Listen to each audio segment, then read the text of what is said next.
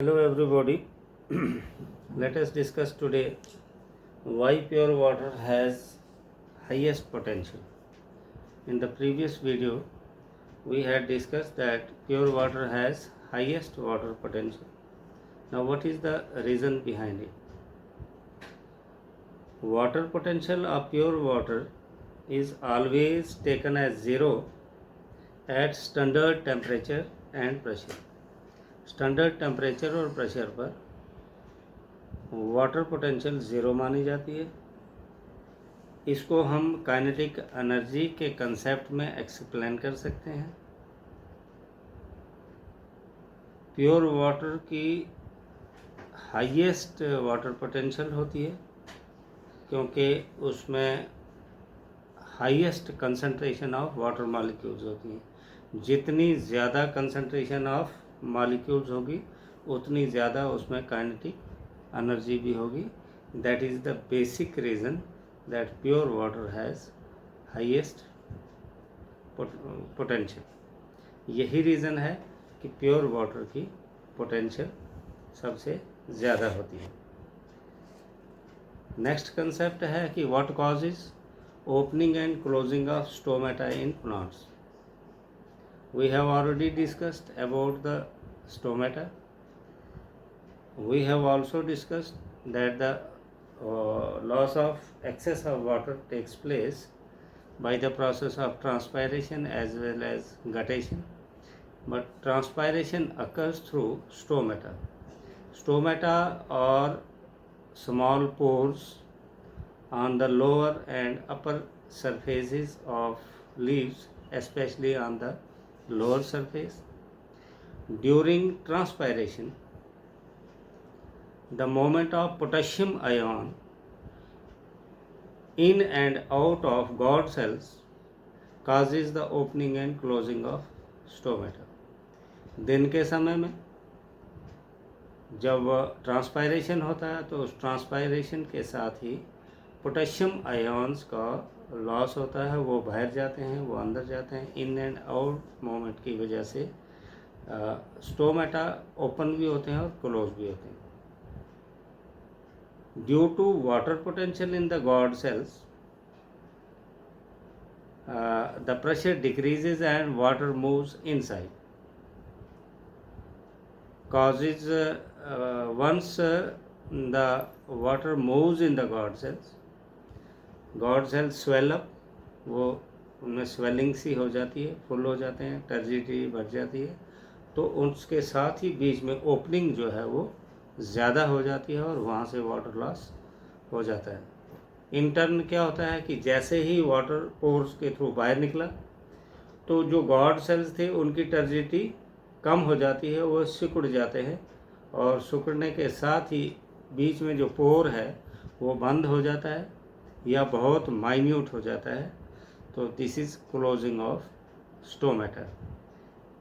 रात के समय में पोटेशियम आयन जैसे ही गॉड सेल से बाहर आते हैं तो गॉड सेल्स की जो पोटेंशियल है, वाटर पोटेंशियल, वो बढ़ जाती है, जिसकी वजह से पानी जो है वो सेल से बाहर निकलता है, मेकिंग देम फ्लैसिड और shrink and results in the closing of stomata. इस तरह से पोटेशियम आयन्स के मोमेंट से, इन एंड आउट मोमेंट की वजह से स्टोमेटा की ओपनिंग एंड क्लोजिंग होती है, जिसके साथ ही रेट ऑफ ट्रांसपायरेशन भी जुड़ा हुआ है कि दिन के समय में जब रेट ऑफ ट्रांसपायरेशन ज़्यादा होता है, पोटेशियम आयन जो है वो गॉड सेल्स की ओपनिंग एंड क्लोजिंग करते हैं। इससे क्या होता है कि गॉड सेल में वाटर जो है वो उसकी पोटेंशियल डिक्रीज़ हो जाती है और वाटर गॉड सेल्स में जाता है। इससे गॉड सेल स्वेल अप हो जाते हैं। जैसे स्वेल अप हो जाते हैं तो पोर बढ़ जाता है। रात के समय में जब पोटेशियम आयन जो है गॉड सेल से बाहर जाते हैं तो वाटर पोटेंशियल इंक्रीज़ कर जाती है गॉड सेल्स की, और जैसे ही गॉड सेल की वाटर इंक्रीज़ करती है तो वाटर बाहर मूव आउट करता है, गॉड सेल सिकुड़ जाते हैं, श्रिंक हो जाते हैं, तो स्टोमेटा क्लोज हो जाते हैं। This is the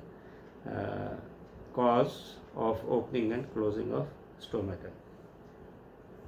Now, what are the factors which are responsible for the ascent of sap in xylem? xylem में जो प्लांट सैप मूव करता है उसके क्या क्या कारण हैं? इसमें 2-3 कारण मेन हैं। एक है कैपिलैरिटी और एक है रूट प्रेशर। रूट प्रेशर मैंने पिछली वीडियोस में भी आपको बताया था। Now what is capillarity? There is limited rise of water in capillaries due to forces of cohesion amongst the molecules. Molecules में कोहिजन, जो मैंने पिछली वीडियो में भी आपको बताया, the force of attraction between the water molecules, उस cohesion की वजह से कैपिलरीज में वाटर मॉलिक्यूल्स एक लिमिटेड क्वांटिटी में ही राइज करता है। इसी and their property of adhesion to other substance, मतलब कि एक तो वाटर मॉलिक्यूल्स में जो कोहिजन की प्रॉपर्टी होती है और दूसरे मटेरियल के साथ जो एडिशन की प्रॉपर्टी होती है, इसकी वजह से एक limited quantity of water he capillaries में राइज करता है। This is the first factor which is responsible for the ascent of sap in xylem. Second one is root pressure. It is the positive pressure that pushes sap from below due to active absorption of root. ये एक positive pressure है जो SAP को active absorption of roots की वजह से pushup करता है। देन कम्स ट्रांसपायरेशन, पुल और tension. It has also been discussed with you in previous videos, also known as addition, or collectively responsible for the ascent of sap in plants. Now, in summarizing the whole factors, and the factors which are directly responsible for the ascent of sap in xylem or capillarity, root pressure, transpiration, pull or tension, cohesion property of water, hydration of cell wall, that is addition, or collectively responsible for the ascent of sap. With these words we conclude this chapter, and I hope you would watch all these videos thoroughly and prepare it, and whenever you feel any queries, do ask me. Thank you very much.